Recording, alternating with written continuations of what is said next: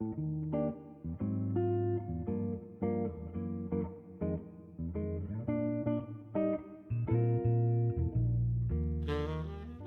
library friends, and welcome to a special episode of Overdue Conversations. I'm Lonnie Smith, WCPL's Outreach Manager. And I'm Kylie Lumdar, WCPL Marketing and PR Manager. This episode, we are joined by a special guest, Assistant Director, and my best friend, Denver Henderson. Hi. Hello, ladies. Hello. So grab your coffee, settle I have it in. right here. Oh, good. And join us for today's Fountain Grove Cemetery Tour special episode. So, Denver, Yes. what can you tell us about the Fountain Grove Cemetery Tour? Well, it began in 2017 when Jane Huffman was the manager of the local history center. She had a file that she'd always wanted to do a cemetery tour, and when I was hired, she said, "Oh, here, let's do this," and that's how it came about. The first year, Jane and I did it together, and then the next year, she let me fly solo, and I've been doing that ever since. So, you have been leading the tour. Yes. Yes. Lonnie helped one year as well. Oh, yeah, that was fun. that was That was fun. my first year at the library. Denver did the same thing. Come on, you're helping. And I was Right. like, okay. That does happen a lot around here. That's all right. I don't mind. Yeah. We'll jump in. It's so fun. It's so informative. I was excited to help, by the way. Thank you. I will help anytime you need.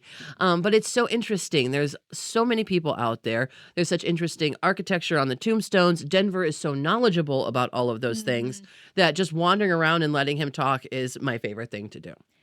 There are over 7,000 people buried in Fountain Grove, so I'm never going to run out of stories. That is true. And speaking of stories, what is this year's theme? This year's theme is unique stones and unique people. So I have picked out 5 unique tombstones because I also talk about tombstone architecture and symbology, and I also have 5 unique people that are buried there. So it's a little bit of everything. What is your... And the mausoleum will be open this year, so if you come out, you get to tour the mausoleum. Big news. Big news. Now, what is the date for the cemetery tour? This Saturday, October 18th, we meet at the mausoleum at 5:30. That's when it begins. Okay. And do you start in the mausoleum? Will you take people through the mausoleum first? Yep, you'll hear a spiel from me on the mausoleum steps, and then we go into the mausoleum, and I give my spiel about that. And it is a walking tour. I want to emphasize that there is a lot of walking. Over uneven terrain. Yes, and it's going to be soggy. So soggy, uneven terrain, everybody. We will be holding it rain or shine, so bring an umbrella. Sure. And you'll be provided with a small flashlight for when it gets dark. Perfect.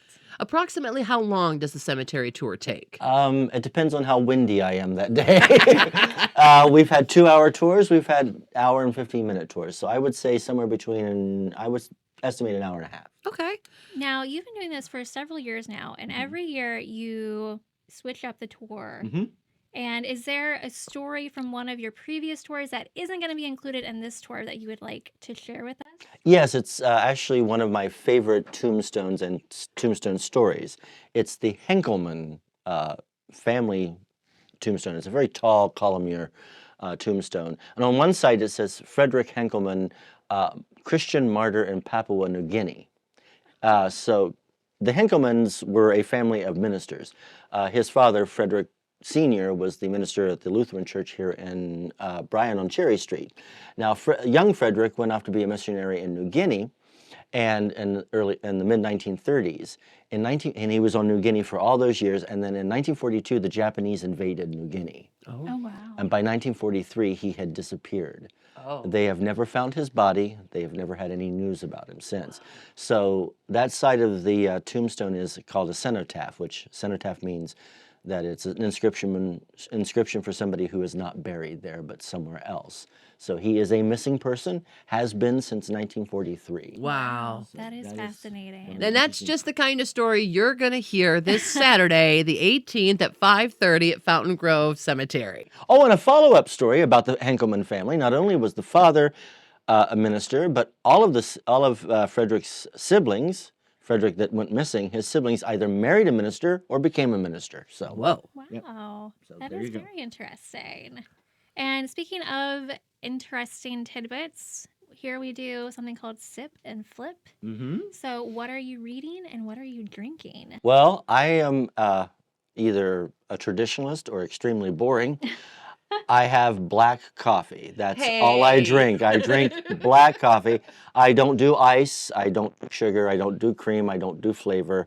I occasionally get a cappuccino, but that's plain as well. So just black coffee. I do all of the things that you mentioned that you don't do. Yes, so I'm a stick in the mud. Now, what book did you bring to share with us? All right, so this book is not only good if you're interested in cemeteries, particularly Ohio cemeteries, but it has a connection to Williams County and it has a connection to the library. Oh, lovely. Wow. So this book is called This Place of Silence, Ohio Cemetery and Burial Grounds. And it is a book about just Ohio cemeteries and interesting tombstones. It has beautiful pictures. Yes, in it does.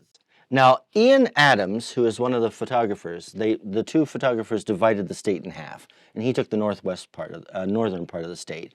Now, 2 years ago, Tyson Horton and I did a series called Lay Me Down to Rest: The Cemeteries of Williams County, in which we visited 60 of the 63 cemeteries in Williams County. Mr. Adams found it on YouTube, which, by the way, it's still available to view on our you YouTube can still channel, watch it. and watched all of the episodes. That's amazing. And picked some of the tombstones that I had highlighted in the series for his book. Wonderful. Including my favorite one, which is from the Oakwood Cemetery in Stryker. That is the Cameron's.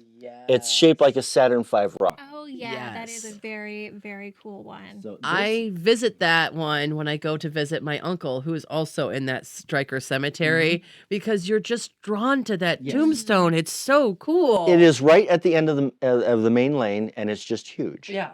Now, this is the local history copy, so you can come to the local history center and read it because it doesn't circulate. And there are also other interesting cemetery books in the local history center as well. So Lovely. Stop by our local history center. Look at these books. We have lots of reference materials. That's also where you can pick up a Ghost and Legends pamphlet.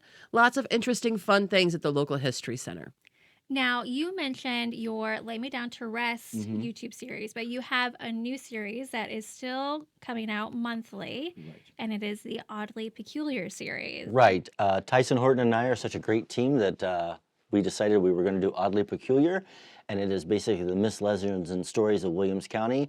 And for October, we are visiting Williams County's most haunted cemetery, Buck Cemetery. Ooh. Oh, I'm It's excited. spooky season. I finally gave in to the ghosty side of it, so we're going to visit that. Oh, that is so exciting. And that will come out the last Tuesday of the month at 3 p.m. Exactly. Yes. So make sure to set your calendars and watch that episode. Now, to wrap everything up, a reminder on the upcoming Fountain Grove Cemetery Tour, the date and time. It will be this Saturday, October 18th at 5:30. We're meeting at the mausoleum in the Fountain Grove Cemetery.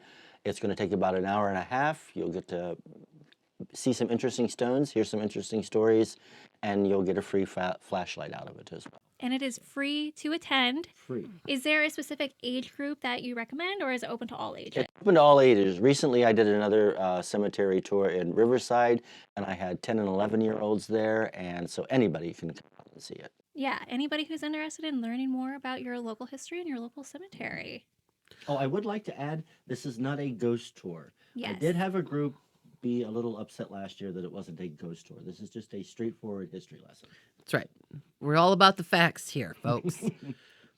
Except for our episode of Buck Cemetery coming out. Well, I mean, there's facts For there too. Oddly It really Peculiar. exists. It'll start Is with it a really fact. haunted? We don't know. It'll start with a fact and end with a fact. Yes. Oh, no. Denver does a lovely job of making the historical information interesting and relevant, and you will find something that fascinates you, because I have found something every year that I've gone to this tour that I didn't know that's interesting. So I think that kudos to Denver for bringing this to the public. And if you have not gone to a Fountain Grove Cemetery tour, you need to be there this Saturday at 5:30. Thank you so much for joining us, Denver. Well, thank you both for having me. Thanks, Denver. Thank you very much for tuning in for this special episode of Overdue Conversations. Look forward to seeing you at the next one.